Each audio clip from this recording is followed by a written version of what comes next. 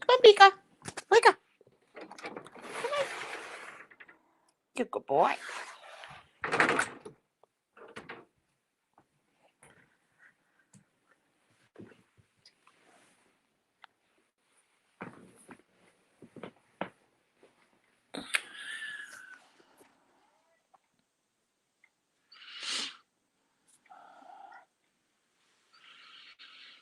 Good boy.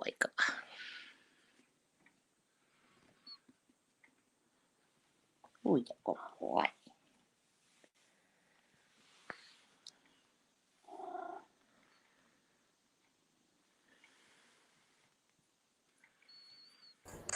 My mic has been off this whole time. How silly of me. Hello, I've been talking to you. I apologize. That sounds much better. It seems like we are more in sync, and maybe we will stay that way. We were talking about having our creative tool sets being taken away, among other things. Yes. Which really, really, really, really counterproductive. I will be back to the camera momentarily. I have a complicated, half-broken tech Frankenstein equipment for radio broadcasting. Let's see. Can you say what you remember of our conversation, and we'll figure out where we want to pick up? Yeah, talking about coping and being traumatized in the psych ward by having your coping mechanism taken away. And I was brought 5 hours away to a hospital. So I was 5 hours away from my two cats. My two cats are my biggest support. They're the only support I have other than my boyfriend. He's not even here. But 5 hours from my home without a cell phone, I was unable to pay my bills. Thank goodness my boyfriend picked that up for me and took care of my bills for me. I do everything on my phone, so I didn't find out until about a week and a half in that I could even access my phone and get him the information so that he could pay my bills. They didn't tell me that. Wow. And I hear stories like that a lot. I hear people say, couldn't maintain work, couldn't maintain relationships because of what was required by the mental health restoring process. Right. And the biggest problem I have with the psych ward, and I've put this on my coalition page several times now. The Netherlands, I think they have recently in the last year ordered that there be medication-free beds in psych wards so that people who have worked hard, really hard, years come off of these medications that are very strong. To taper off them takes a long time, and to have that effort thrown to the wayside and then you're in the hospital with tons of drugs against your will, and they don't take into any account the work that you've done to maintain your balance without these medications. Personally, I found out 5 years ago could get. I mean, I went 6 years in the last 20 years without any medications. My psychiatrist, he had helped me to get off of them. And I was off for 6 years. The most productive years, last years that I've had. I experienced. I moved up in my team. I was working. I bought my first house. Was very successful off of the medications. I was doing great. Unfortunately, after I experienced a horrific downfall where I lost my job, I went to jail. I went to the psych ward, and I was my job there was returned, and that led to going back on medication. And I did that of my own free will because at that time I still believed the mainstream narrative that these drugs were absolutely necessary for the supposed disease that I had. Sure. So I went back on them, and then I tried to get back off them again, and I went, couple years tapering off of them, and I had to move. I moved up to the UP where now the peninsula, and I tried getting off again, and then I had a break, and I was forced. That was my first experience, forced to take medications via a court order. And a lot of people don't even know that that's possible, that the court can come and come up with a psychiatrist at the hospital and make it so that you must take these drugs. Well, that's why I started the Coalition to End Forced Psychiatric Drugging, because nobody should be forced into taking serious psychotropic neurotoxins that will affect your brain and your body for the rest of your life. And if you look at if you start looking into the research and you find some disturbing things, and then you keep going and you find more disturbing things, and then you start asking questions in professional environments about, well, maybe this doesn't make sense, or maybe this doesn't make sense, and nobody really has any answers for it in those professional contexts. I got a lot of blank stares. The doctors and the professionals who support the doctors, I guess, I mean, I keep questioning myself about whether I'm really right about this, but it comes up over and over again. All of those professionals don't even seem to know what it means to taper off of those drugs.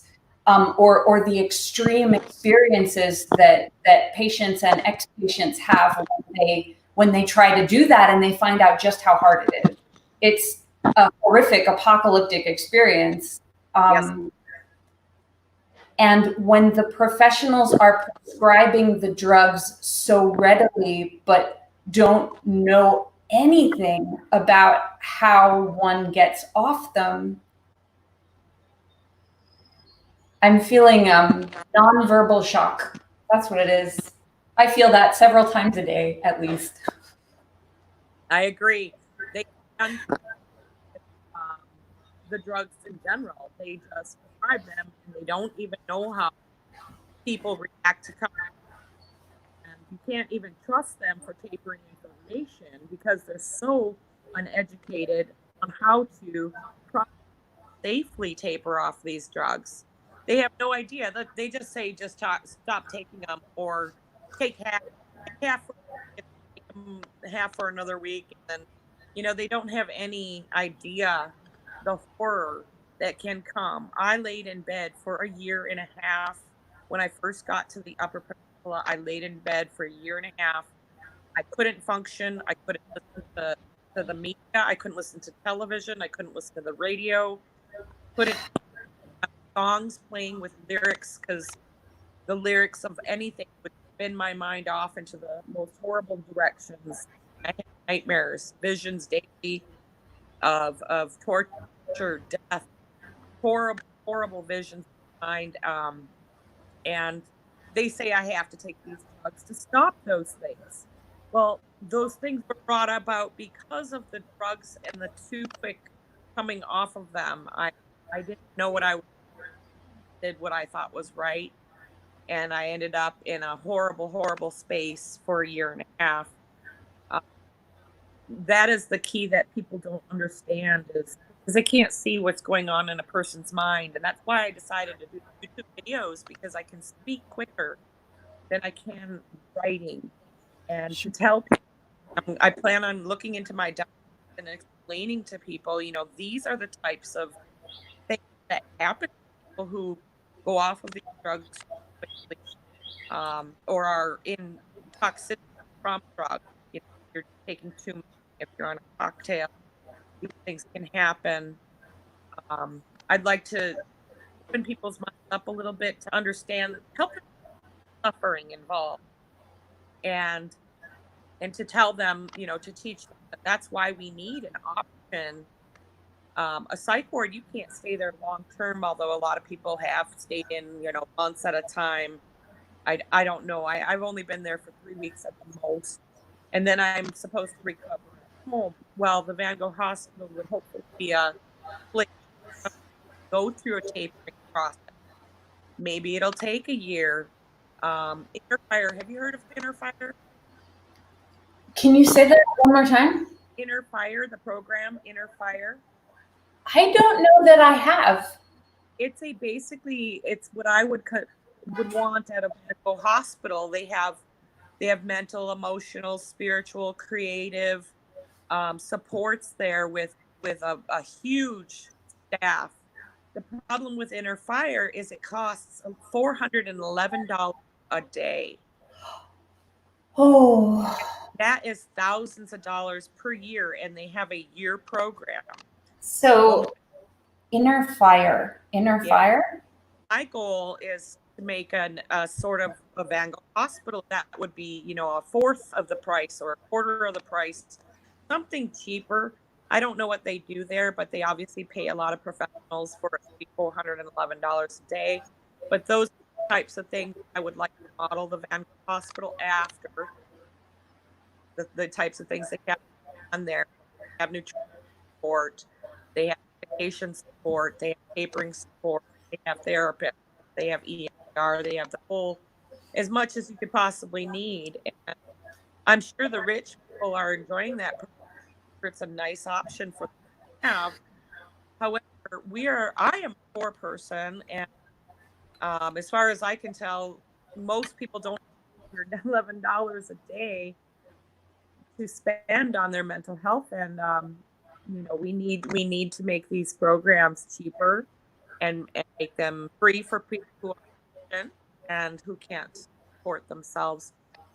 And like I said, my Van Gogh hospital idea is basically a peer respite, an emergency place that is other than the hospital. Coalition offers, we have several ideas for solutions to this huge problem. Emergency peer respites, Soteria House. Soteria House, yeah. There's a place called, or in Sweden, they have healing homes. Healing homes. I haven't heard most of these. I've heard Soteria. Yeah.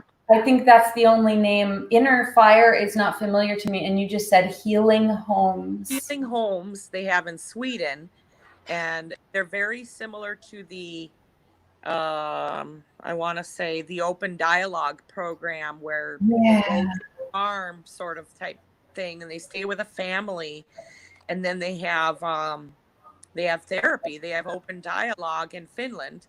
So, I mean, I'm looking at all of the solutions across the world and seeing what everybody else is doing. The first thing we should do is to get medication-free beds for people who have, like I said, tapered.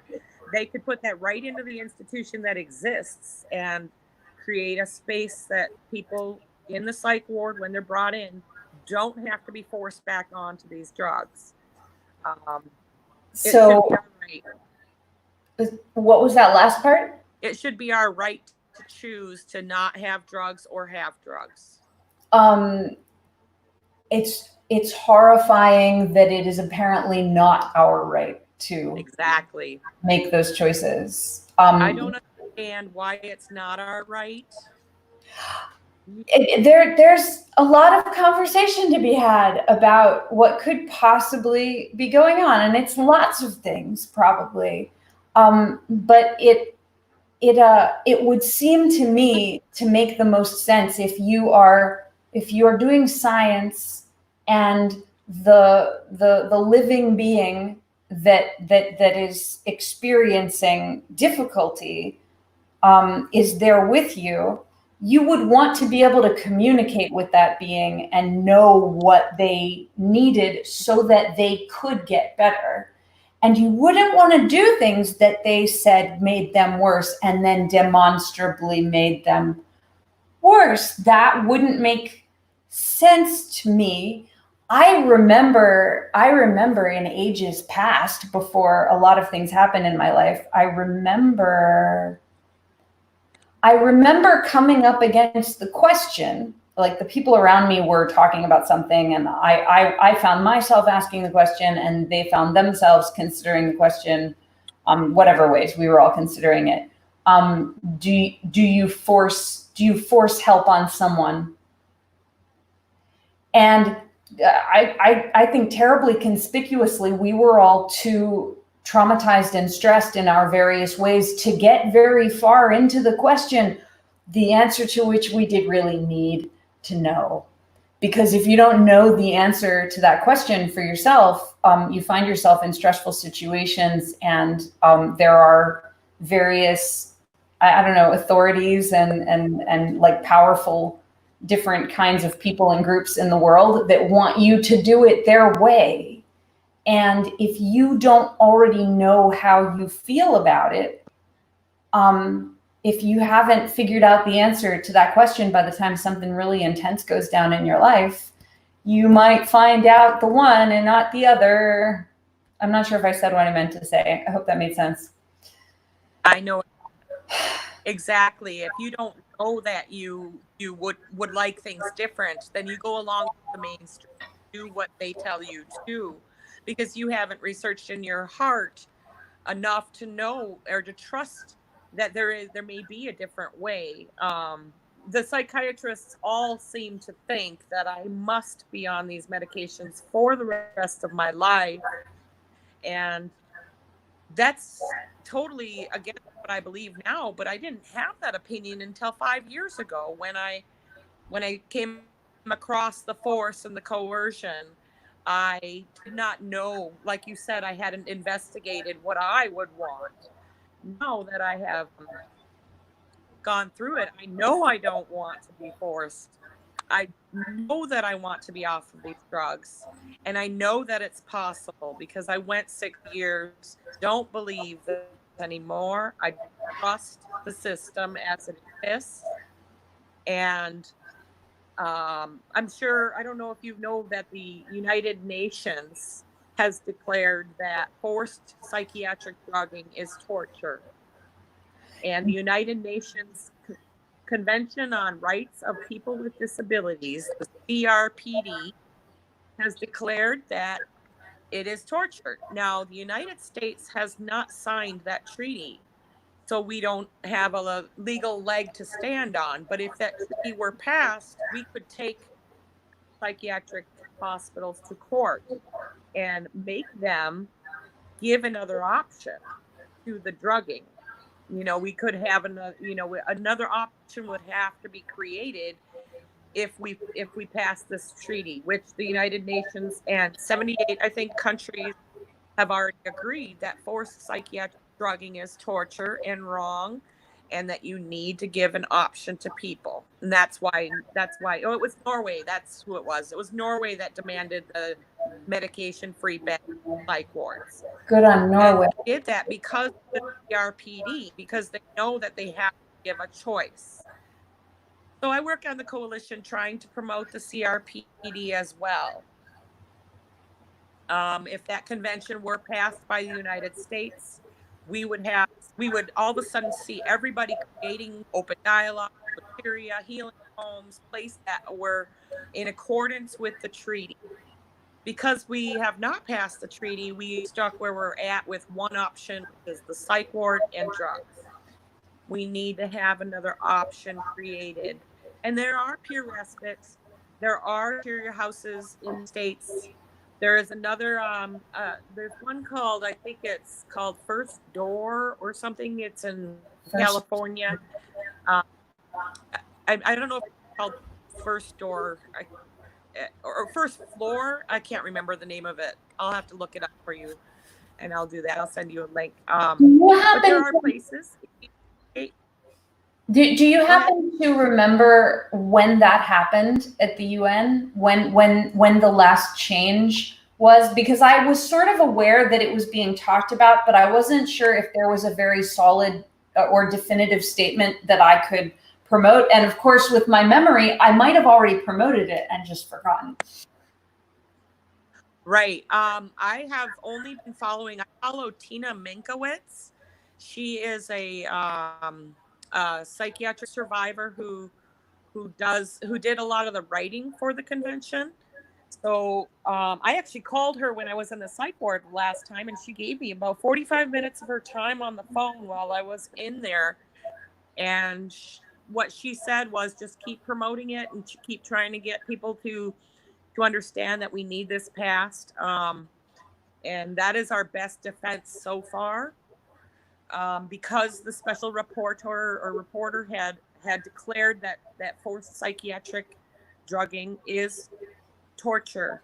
And that's what I promote. People are agreeing that this is torture. Oh, yeah. And being It's held torture. down, And staff people, sorry, I'm having, it's bubbling up out of me. One of the these momentous moments I have had is that, first, I just want to say Tina Minkowitz is amazing. Her work is amazing, and I don't know nearly as much about what she's doing as I would like to, but I've been sort of following from the edges and really, really appreciating her stuff. Minkowitz, Minkowitz, so people can look it up, Tina Minkowitz. This momentous experience that I had, which I've momentarily forgotten, which is hilarious. If you think about it, what were we talking about? The CRPD, the Convention on the Rights of People with Disabilities, and whether it's torture. Right. A huge momentous experience in my life was after my hospital experiences, after my involuntarily voluntary hospital stay. It was involuntary, but it wasn't involuntary. Wait, it was voluntary, but I can't. Was a year or so after that, or a year and a half after that, I was listening to Madness Radio, which Will Hall produces. I think that's madnessradio.net. And it had an interview with, I think, a person who was a suicidologist who was studying statistics having to do with suicide, I think. And I think it was him who said, people I talk to who have been in forced psychiatric hospitalization contexts talk about it as it were rape, because the experiences of a violation of one's body and all of the different contexts and interactions that are going with that. And it has not stopped being rape for me. I haven't come to my senses and started thinking of the hospital as a place that really took care of me and was really in my best interest, even though I didn't understand it at the time. That's not what happened. I still recognize it as a extreme traumatic and sexually traumatic experience that requires so much subtlety in how people would be part of a conversation to understand more about it in order to even grasp why I would use words like that. Because a lot of people seem like they think I'm just exaggerating and I don't really mean it.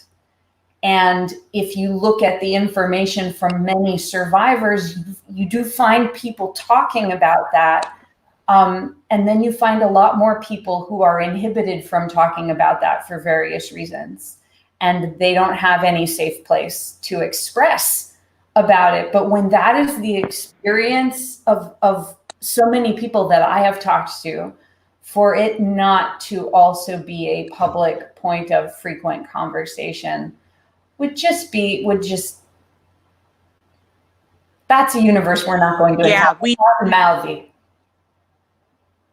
We definitely need to talk about it, because if these places are supposed to prevent suicide, they shouldn't be pushing people towards committing suicide.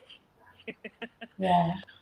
You know, when the experience is terrible in the hospital, if you go into, like, if I go into crisis today, I have nowhere to go. The only options I have are to go to the hospital to be tortured. And I've been tortured the last 4 times, I feel. Being held down by 6 big people and injected with substances that I don't want in my body, to me, is torture. And so that pushes, that's really scary, because it gives you have essentially 2 options. You could kill yourself, or you can go to the hospital. Well, I think there's a lot of data about people killing themselves so they won't be taken back to the hospital. So once they get out, then they kill themselves so that they can't end up back there again. And my journey was very particular in a lot of ways, but I sure do understand. I sure do understand that. It's the fear that is created. They've created such a fear in the person that that person no longer trusts anyone. And the police came into my house twice. The last 4 times they came in twice and took me physically from my home. I live in fear now because of that. I live in fear that they can come in at any time. I live in fear that they can drug me. I don't see it as a helping place anymore. For 15 years I did. It was great to know that I could go there, but I wasn't hurt in the hospital before. Now I've been hurt in the hospital, so that doesn't leave that as an option for me anymore. So that's why we need options. We need options for people who have been harmed by the system. And they need to be options that will help the person and not hurt them further. And to keep them from committing suicide. And keep them from committing suicide in the most effective way, a way that would be effective at preventing suicide, which I think we all agree on. Goal.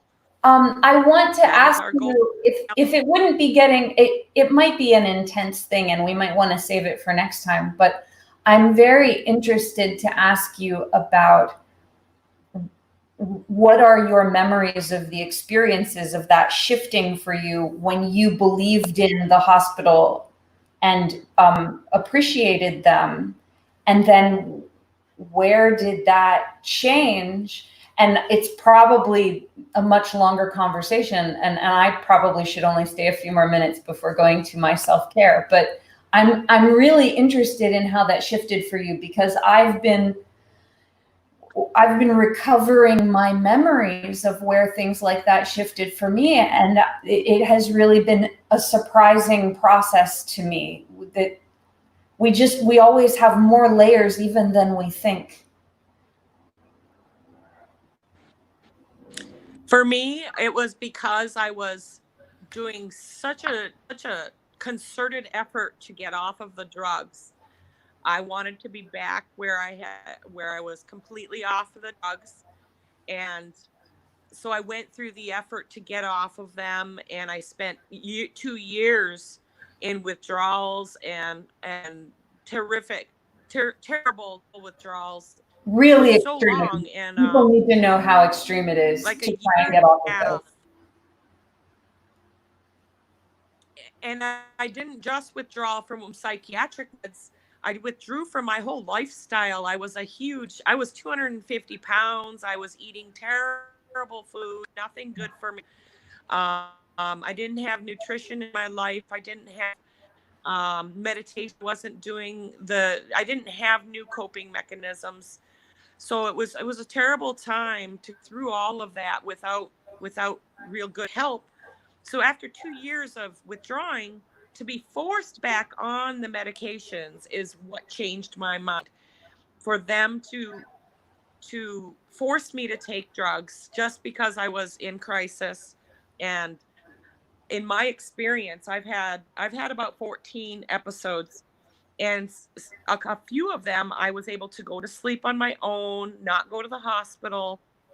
So I really wanted to do that. And when I was told I couldn't do that and I had to take these drugs, I had to appear for a monthly injection.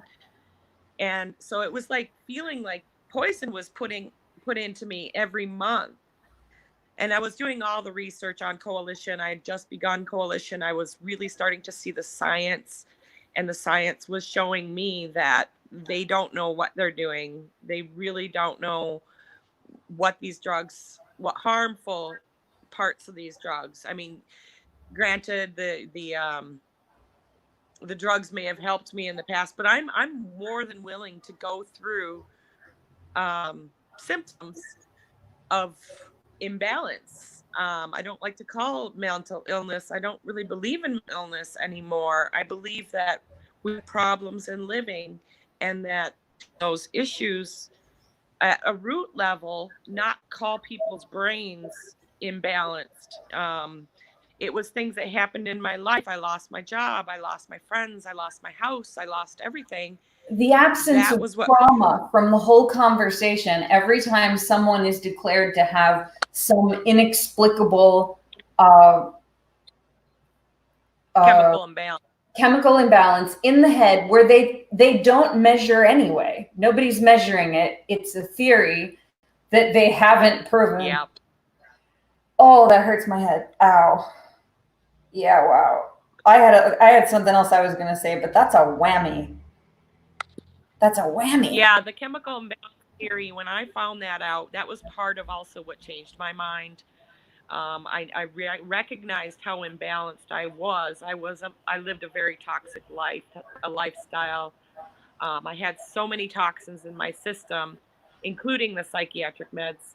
So when I cleaned all those out and I got rid of all those, I started to experience balance again.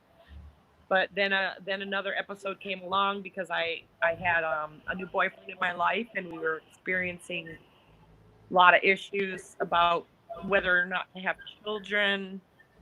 And I ended up breaking down, or breaking through, I like to say. I had a psychospiritual crisis again, and that's when the force started. And I couldn't believe that they would force me to do a healing method that it basically just countered my own. I was doing everything possible. I was seeing a chiropractor, an acupuncturist. I was doing meditation. I was eating right. I was taking all nutrition that I needed. I was eating vegetarian, GMO-free, organic food, clean water that I hauled from a spring myself. I was doing many things. I want to do that. I want to haul have water. come in and say, you have to say that again. I am envious of your hauling water from a spring experience. We're starting to get choppy again. But the list of wonderful things one can do to support one's body, and how amazing that is. Not just there's a lot. There's so much that's amazing about it. And in contrast to that, doctors, policymakers, they say that they are talking about science, but that proves to us they haven't looked at the science. Because if they were looking at the science of these psychiatric interventions, they would be finding some terrible gaps. Terrible questions, terrible experiences that people are having. And the fact that that's still going on very robustly in the world now is something I didn't know before at all. I thought that's in the past. We don't do that now. And we absolutely do it now. And there are arguments to be made that the things we are doing now are so much worse than anything that we've really talked about history. Like some of this stuff, I guess the word is insidious, but I gotta kind of smile when I say it. Oh, that's a grimace. Insidious. It's not as basic or out in the open. It's masquerading as a number of different things, and it requires the societally acceptable silencing of a lot of very harmed and abused people in order to keep up this idea that we believe in science is great. I would love that. I would love to really believe in science. Let's. There's a science, not silence rhyme here somewhere that I'll try to let go of right now. I want to ask you if you're familiar with Jim Van Os. I have. He's working with getting the the word schizophrenia out our lingo, right? Or at least that's what I remember of him, is his quote that schizophrenia does not exist. He was I used also, his quote for one of the memes. I think the episode of Madness Radio where I heard Will Hall interview Dr. Jim Van Os, I think he was talking about schizophrenia, and he was also talking about communities. I thought it sounded like there was a specific community he was working with, and I have always wanted to try and find out what that was. It's been some years since I listened to that episode. He was talking about a community where people with lived experience were receiving stipends just for living there and being in caring community with others who had survived challenging things. And I don't think he even said much about it, but when I went looking, I still have many of the same neurological injuries, and it has been challenging. Plus, there is an additional language barrier that I haven't figured out yet. And I just got to keep asking people if they're familiar with that, because we're talking about the subject of intuitive social centers, which we have brought up in the past here before, and intuitive social living, and the ways that human beings are around one another in productive, caring, creative, collaborative, healing, resilient ways that really they heal trauma. That would be a good idea, wouldn't it? Yeah. Words. That's what we need. We need real help for people who are traumatized. We don't drug band-aids. We need support. We need to communicate. We need to be heard when we communicate, not just said, you're talking nonsense. We need to drug you. We need to let people speak, let people say that, whether or not they agree with their treatment. Informed choice is not being followed. I was not given a choice. I was injected against my will, screaming, "Don't inject me. Please don't make me go back on these drugs that I have worked so hard to get off of. And now you're forcing more drugs into my system, and you're doing it for long term. These drugs shouldn't be on. You shouldn't be on these long term." I know we were going to talk about Zyprexa a little bit. Yeah. I am currently now pre-diabetic because of Zyprexa.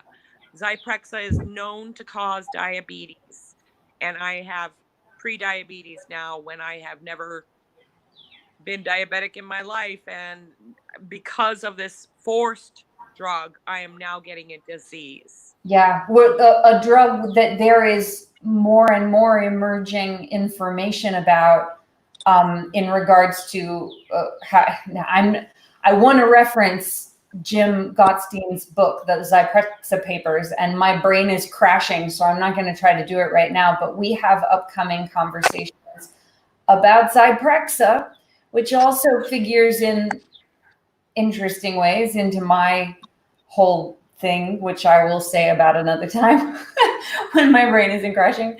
That sounds good. The information that's emerging about it is not dissimilar from a lot of other pharmaceuticals, where it seems that capitalism has gotten the better of what should be caring, community supportive business processes, and what's being produced and the policies being made about them, they're not based on accurate information. And as we have more accurate information from Jim Gottstein, and there's something else pinging my brain about Zyprexa specifically, also about Abilify, which we've talked about briefly in the past, and the stuff that is out there. is really backed up when people look at it, but it's hard to know how to talk about it when nobody's talking about it. So the more we try, the more the conversation will be easy for others to participate in. And a lot of suffering people who don't have voices at all might have a chance to self-advocate and know what words to use to keep themselves out of situations or extract themselves from situations. So thank you very, very much for sharing. So you share so much. I will put the link. Intuitive.pub/text has the broadcast document that we're keeping notes in for the broadcast today. So anybody can visit intuitive.pub/text, scroll, click the broadcast document, scroll down to, like, I don't know, it's the middle or near the end right now. And I'm going to make sure that there's a link to the Facebook. Is it a page or is it a group? It's a page, I think. It's just a page. Nobody can really post on it too much, but people send me links and I share what they send me. You put a beautiful artwork that you put together, and the quotes and the links that you are gathering are so important, and it represents a huge amount of work. And so what you're sharing with the world, I don't know how obvious it is to other people, but it's meaningful to me. And I had a program a while back while I was practicing through brain damage to do this. And I said, this program, I don't remember, it's in a transcript somewhere on the website. I said, this program is brought to you by the Coalition to End Forced Psychiatric Drugging, because literally, like, there are a bunch of situations in which I don't know if I would have had information I really needed if I hadn't known to go to your page, because I remembered seeing what I needed there. That's why I did. Multiple times. So I just want to make a big deal of those statements for a minute, because it's a big deal. And so I'm making a big deal of you sharing, and I'm appreciating you sharing, and those are my words. Thank you. When I started it, I did it because there was so much information out there, but it's spread across sites. You know, we've got Mind Freedom, we have Inner Compass Tapering Project. There's so many people out there now, and I wanted to pull it all together and make a database so that somebody new coming in, somebody first labeled, can get there and look into this and see all of the writings and all the people. There's so many different people that are involved in this movement, and I wanted to make it easy, accessible. You can find, I wish it was better. I wish I could make it into a website. You could do searches and stuff, but we've been Facebook collaborating with good, building web pages. So if we can help in any way building web pages, we may have tool sets or something, or hands. I have hands, and sometimes I can help other people, and I really like to help other people when I can help other people. So I like talking about building web pages very much. I will get the link to the Coalition to End Forced Psychiatric Drugging into that document. Actually, I think it's there already. I'll try to put it some other places too. And let me know when you might be in the internet neighborhood again to stop by the recording studio broadcast room. Because, it's been choppy, but we managed. I'm really glad that we tried, because a big part of it, we were able to hear and understand each other. I'm very happy you got a hold of me, and I'm willing to do this anytime you want. Groovy. I can do this anytime. I'm so excited. I'm going to go take care of myself. I hope you have a wonderful, wonderful day. Everybody who is watching or listening to this program, navigate to facebook.com/SisuCreative23, which I just said from memory. Thank you. You are very, very so much. And thank you, Jill Questy. Thank you. Have a wonderful day. You also. We'll talk again. Bye-bye.